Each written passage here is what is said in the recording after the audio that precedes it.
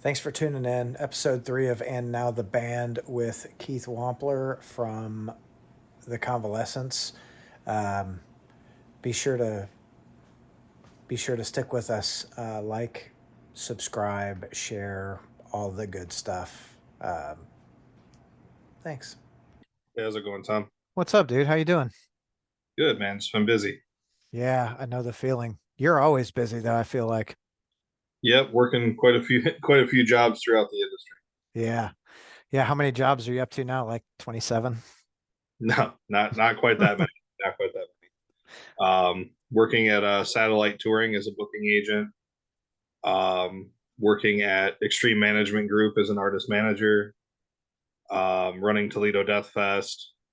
Promoting shows in Toledo under the Legend Agency.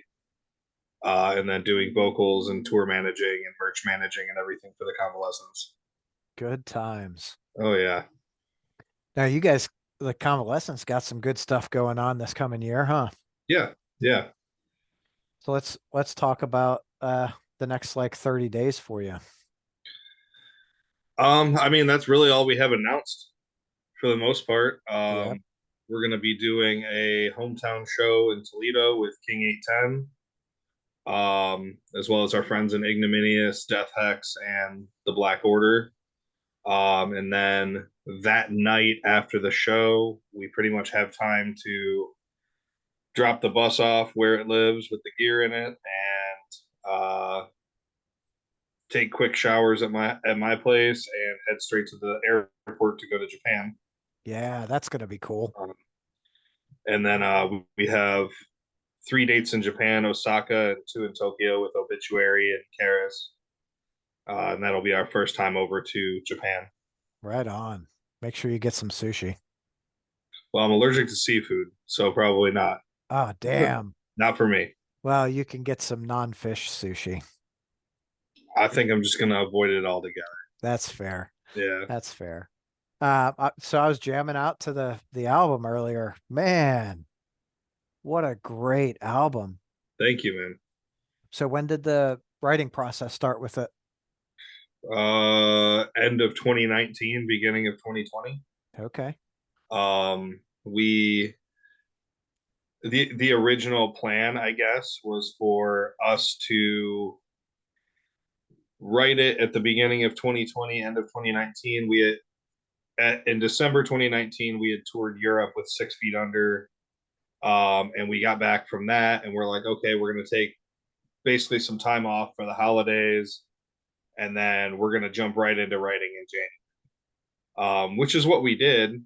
And we had a lot of touring that was supposed to start in March, and we had well over 100 shows booked for the year, multiple countries, like all that kind of stuff. And we had started writing, and we were getting together on like a weekly basis and writing. Um, and then the pandemic hit, and that just kind of blindsided us, Mm. um, because some of the first stuff we were trying to do was we were going to go try to hit Thailand and some stuff like that, and we were going to be hitting Canada and doing festivals in the U.S. and doing a U.S. tour, and we had plans for Europe again. And um, as I'm looking for plane tickets, we get contacted, and as I'm getting contacted, I'm being told while I'm sitting at my computer that they're closing all the borders and not to buy any plane tickets, and I'm getting all these cancellation emails, and it was just kind of all at No. once, like what's going on. Yeah. And so obviously we lost a lot of money that we were planning to make off canceling all those shows. We had already put merch orders in. We had already done repairs on the bus. We had just bought a new bus and renovated it for the touring that year. Um, and so there was a lot of money that had just gone out to get ready for the touring that was now not going Yeah. to happen. And at the time, nobody really knew how long that was going to last. So it was a very much like, okay, back everything up to summer. Okay, back everything up to next year. Okay, I'll back it all up again, and so that was tough. And we had planned originally to go record with Christian Donaldson from Cryptopsy up in Montreal, like we did for the Monument of Misery album. And that was the plan. And we couldn't go to Canada, and he couldn't come here. And because the border was shut down. And we're like, well, we don't want to delay everything that hard, like till further notice, basically, Right. to get the album done. Um, so we ended up shopping it around a little bit to producers here, and landed on Jason Sukoff down at Audio Hammer, and with some with some help from some friends and stuff like that, we were able to afford to actually go there. Yeah. It was a bit out of our league, I feel like, as far as what we had to work with, because at the time we were not on any kind of label. We had no financial backing whatsoever, and it was us, and none of us are rich by any means, Right. so and having just taken such a hit with all the touring being canceled as well, it was like, man, how are we even going to record this album? um but we were able to, fortunately make it happen. But nothing happened in 2020 at all. Like, we recorded some music videos. We pushed online merch really, really hard. We tried to build up our social media platforms and stuff like that, and our Spotify a little bit, and it worked. I mean, to an extent, but I like to be on the road, and I like to see that we're doing something. You know what I mean? Like, Right. the online stuff is just more annoying to me than anything. As far as, like, making TikTok videos, or having to edit videos and stuff for YouTube, or just all the different stuff, doing like all these interviews. I'm used to getting interviewed right there, like next to our bus before we go on, you know what I mean? So Yeah. doing them on Zoom or Skype or whatever was a big change. I'm used to it now, but at the time we hadn't done too much of that. I feel like it wasn't as big of a thing prior to the pandemic. Right.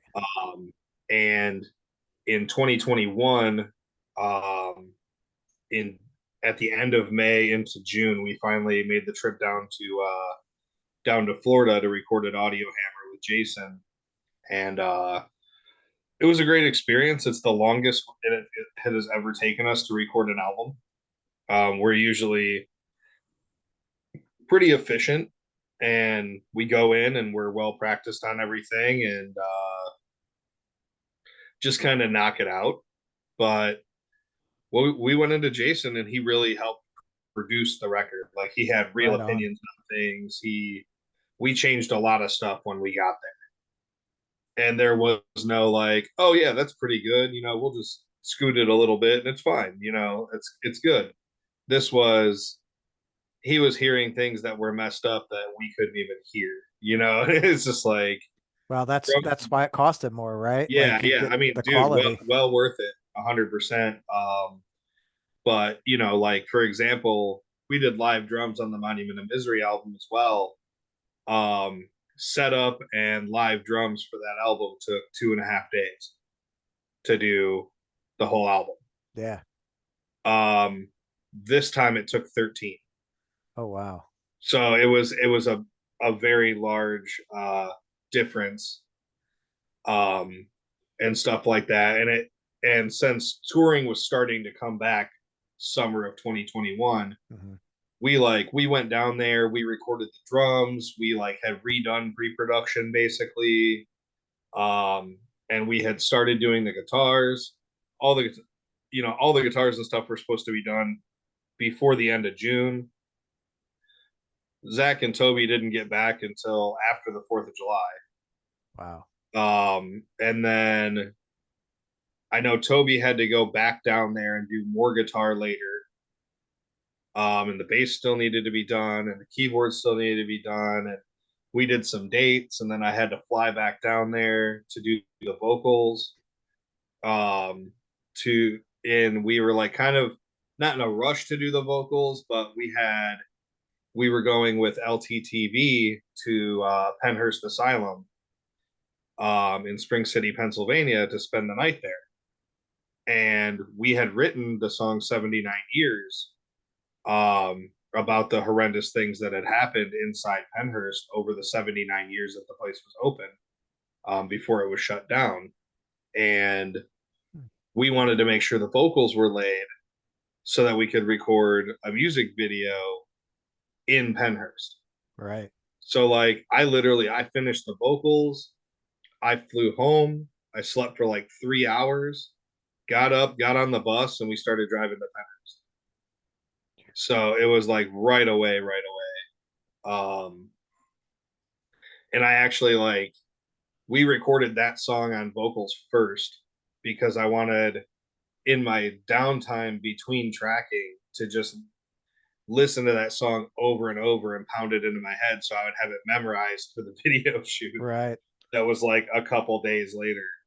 Um, so we had to do, we had to do that. And altogether, we finally, and after we got done with Jason, Jason mixed it.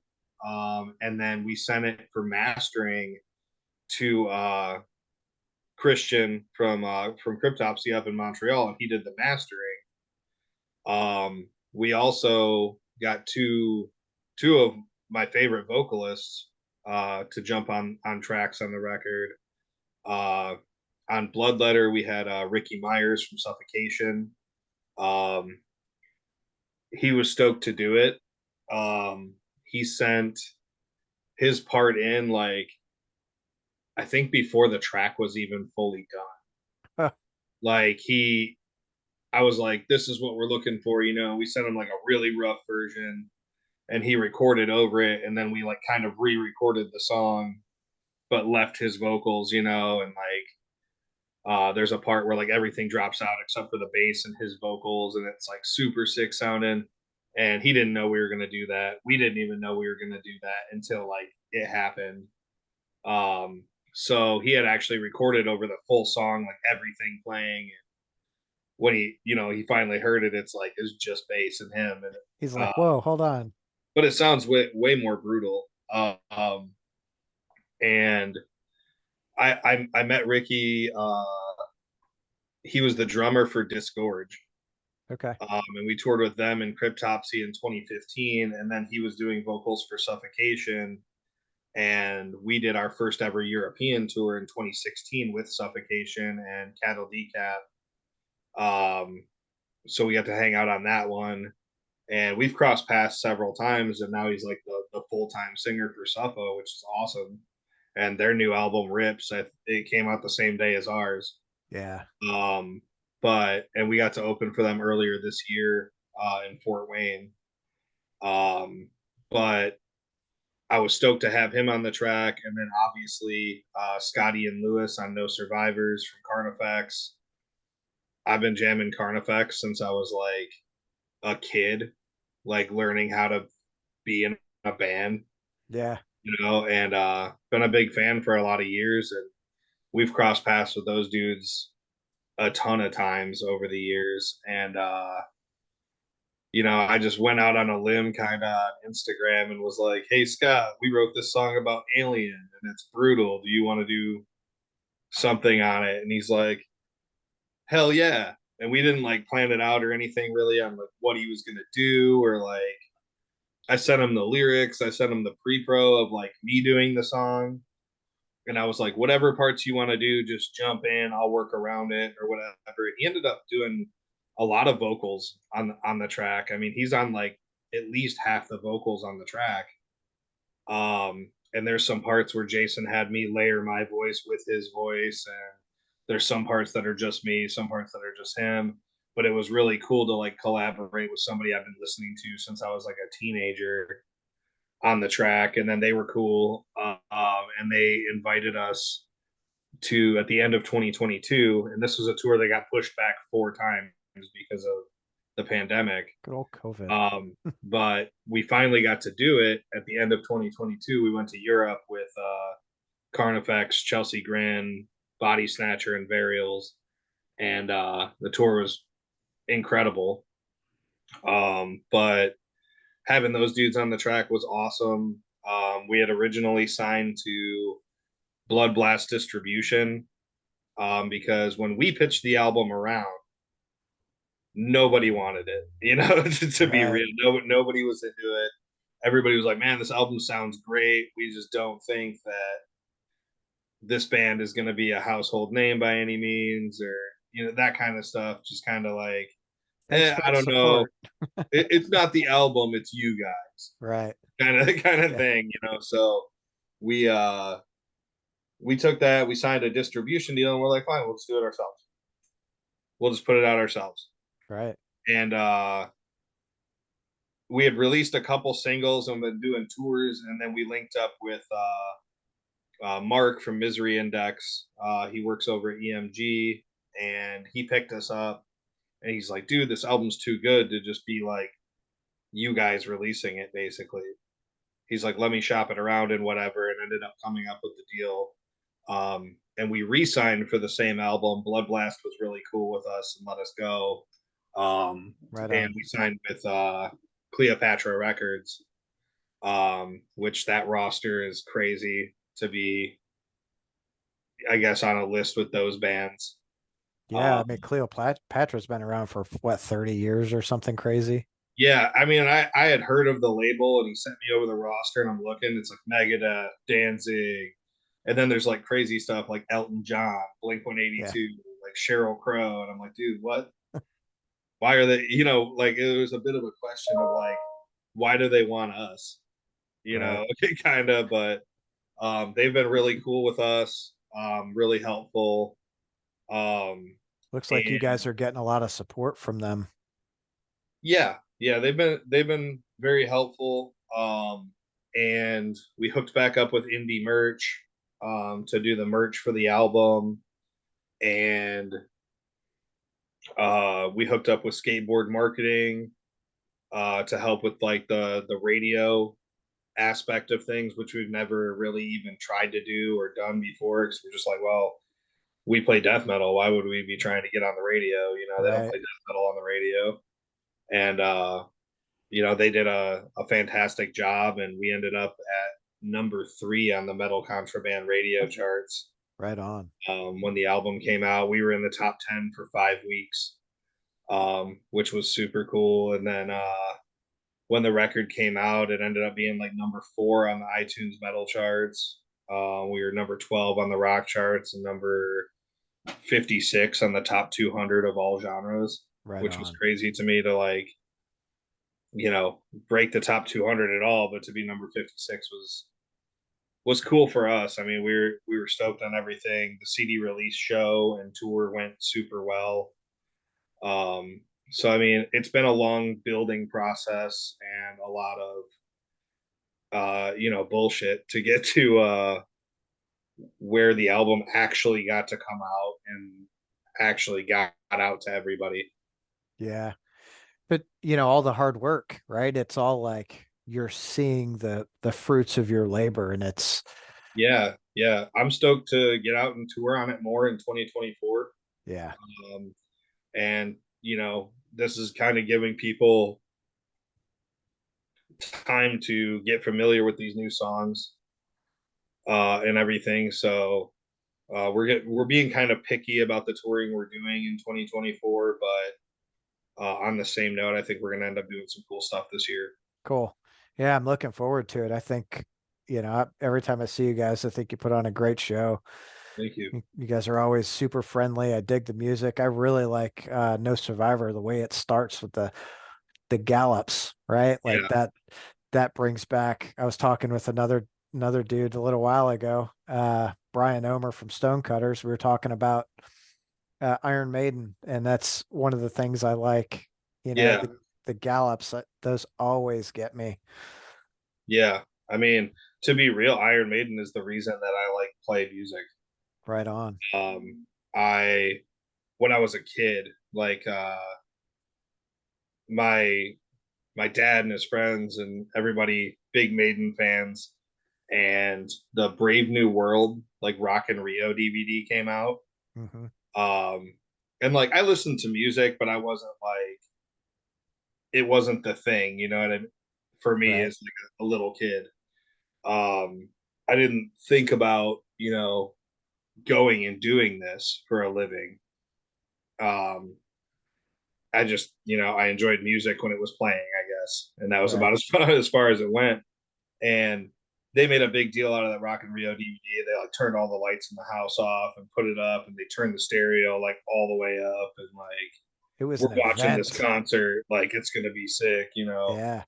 And when they were playing The Wicker Man, and the whole crowd is just like chanting, like even the guitar riff, I was just like, whoa, like I want to do that, and at the time I knew so little about music that like I didn't understand that bands had like different albums.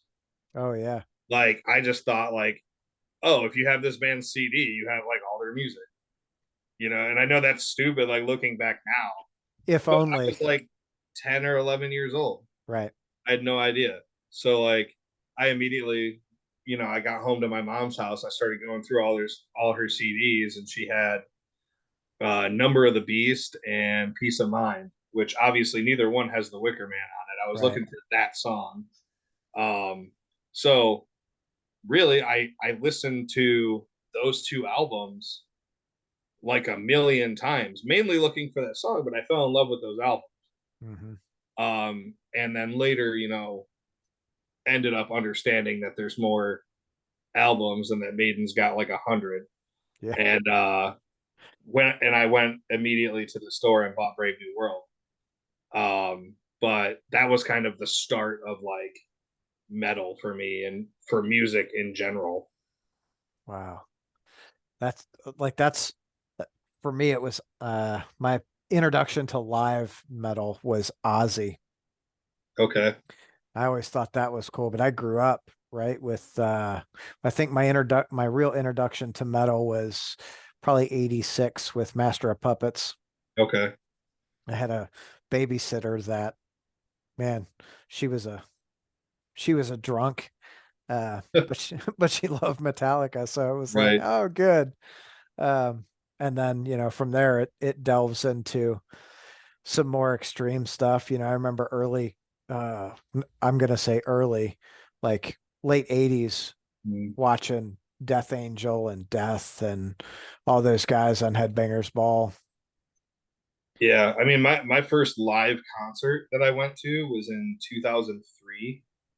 I went and saw Alice Cooper at the Toledo Zoo. Oh, wow. They have a big amphitheater there, and I went and saw him there. That was my first like live concert ever. That's pretty cool. So I mean, definitely a good start, Maiden and Cooper. But yeah, I mean, as I got more into it, I think and this is gonna sound funny since I'm from Ohio, but my first like heavy music that I was like into, because I had heard like originally I heard like Black Dahlia Murder, Lamb of God, and I was like, the riffs and stuff are cool, but I had grown up listening to like 80s metal, you know what I mean? So Yeah. I immediately was the kid like I can't understand anything they're saying, which is funny now. But so I was a little bit turned off by it. I didn't hate it, but I wasn't like stoked on it. And then I got the Mushroomhead 13 album, Hmm. and I could understand everything they were saying even when they were screaming and stuff, and it was like a mix. And I think it went from like Mushroomhead to I found Slipknot and was like, well, this is even cooler. And then went from Slipknot to kind of went back into Lamb of God and Black Dahlia. I was big into like Killswitch Engage around the like end of Heartache era.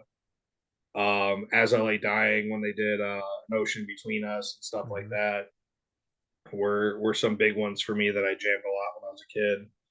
And then I discovered deathcore, and that was Whitechapel and Suicide Silence, as Blood Runs Black, Job for a Cowboy. You're like, And oh then my God. it went all the way over to like Waking the Cadaver and Dying Fetus and some some stuff that was just like grind nonsense, you know, like Yeah.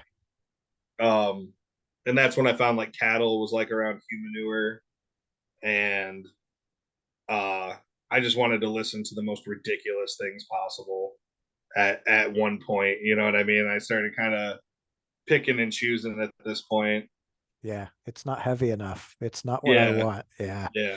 Yeah. That's funny.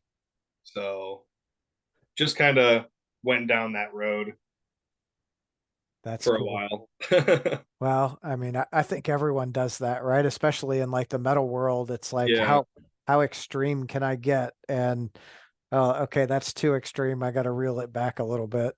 right, right. There's always that. Like early, I remember anal cunt, and it was like everyone's like, "Oh my God, anal cunt!" And really, you Yeah, only listen to it because of the name. What are you right. listening to? Anal cunt. Like, oh, okay, Yeah, like being edgy. yeah, Um, yeah, for me, I didn't even start out as a vocalist. I only started doing vocals because we couldn't find a vocalist that like any of us liked.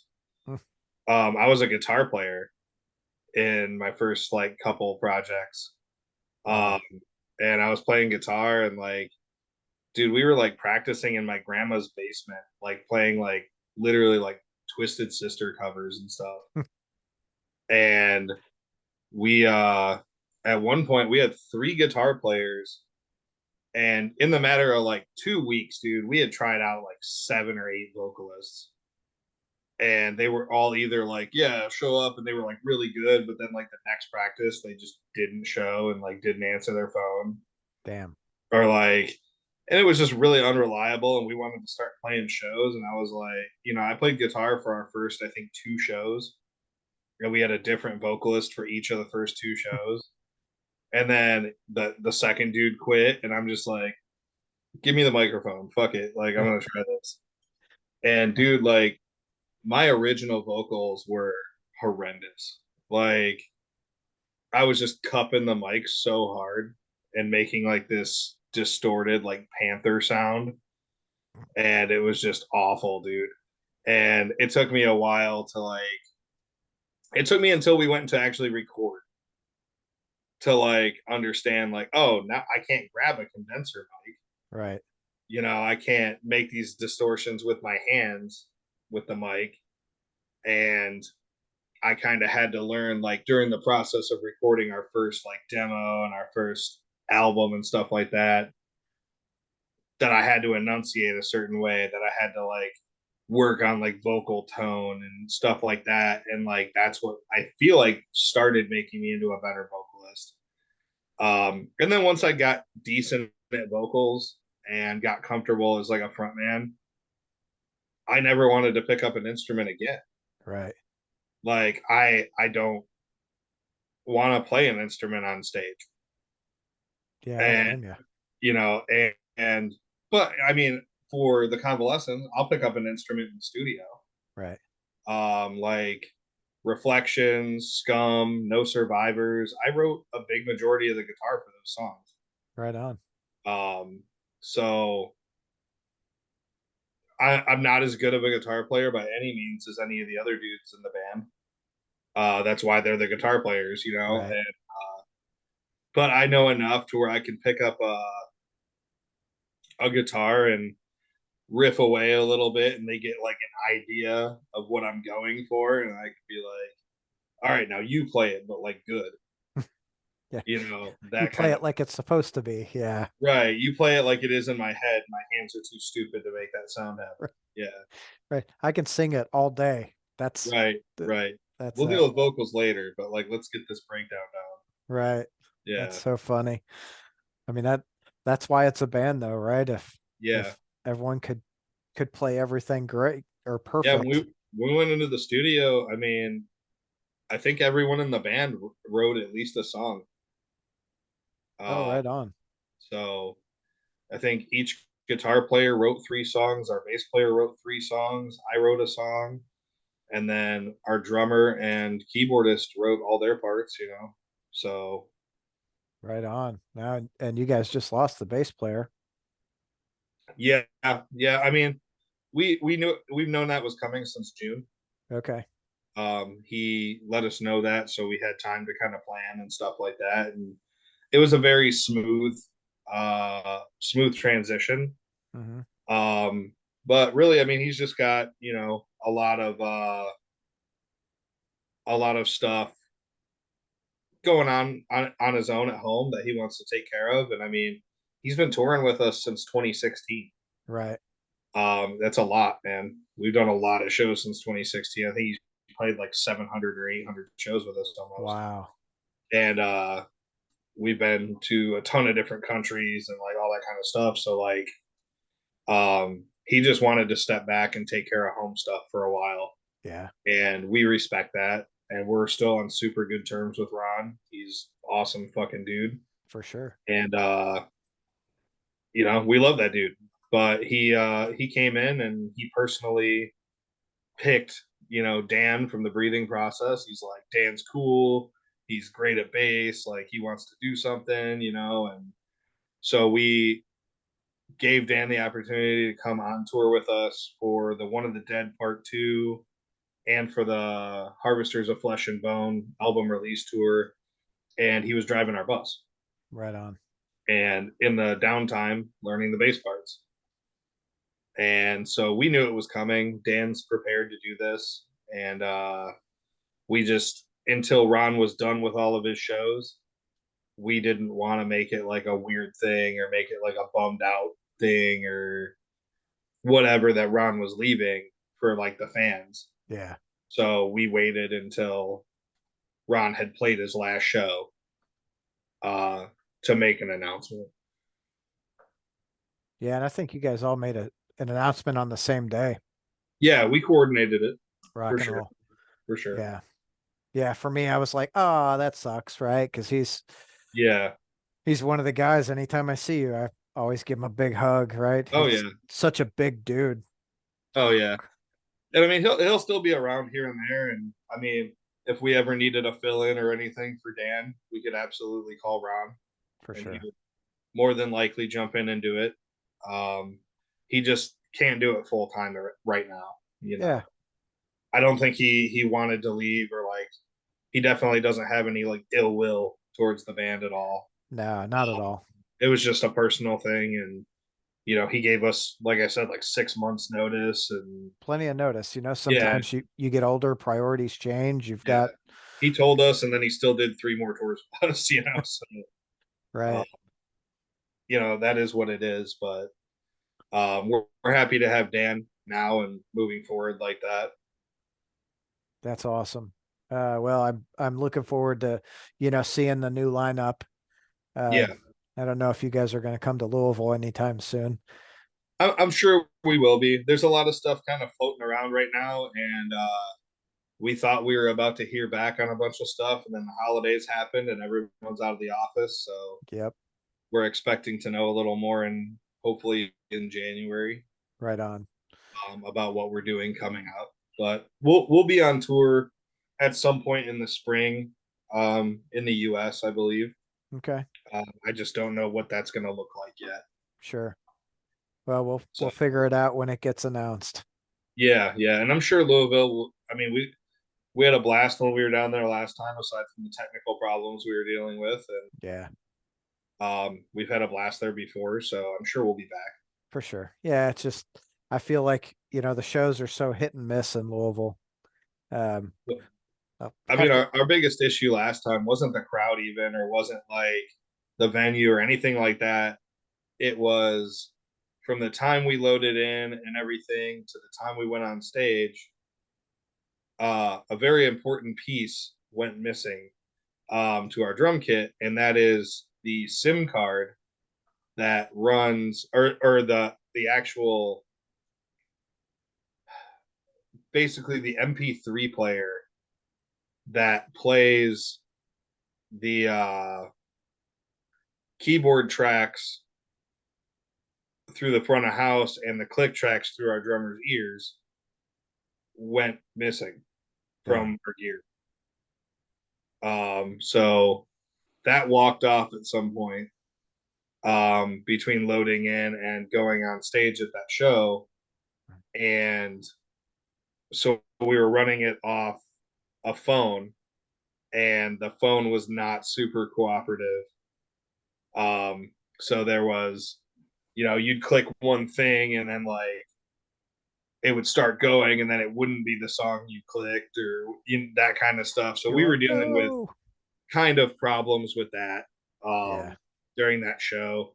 But we stopped it at a Walmart and bought another MP3 player that night, and re uploaded all of our stuff to it, and we were fine the rest of the tour.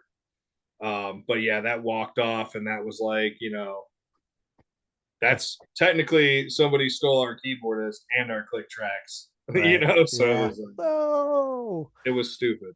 Yeah, But you still made it through it. I think it sounded good, right? It yeah, was once we got into the songs, it was fine, but it was like getting songs started yeah, that was the complicated thing. for sure. Um, but yeah, it worked out. So you We guys still planning on releasing any more singles from the album? Maybe doing some little 7 inches or something? um we're looking to put out some more videos throughout the year, of songs that are out on the album. Nothing necessarily like new dropping, since the album just came out in November. Okay. And we had previously only released 3 out of 11 tracks on the record, Yeah. so everything's pretty new. Um, we're gonna start writing again soon, so we'll see what that ends up looking like. But right now, we're looking to tour as much as we can on the new Yeah, for sure. record, and that's the main priority right now.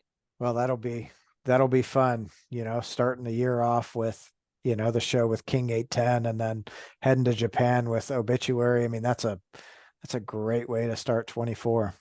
Yeah, no, I agree. I'm excited. Awesome. Well, Keith, I know we ran a little late today and we're kind of short on time, so I'm not going to keep you. I really appreciate you coming and Yeah, spending no time problem, talking man. with me. It's always great talking to you. Absolutely. Um, go safe travels and we'll talk soon. All right. Thanks, man. I appreciate you having me on.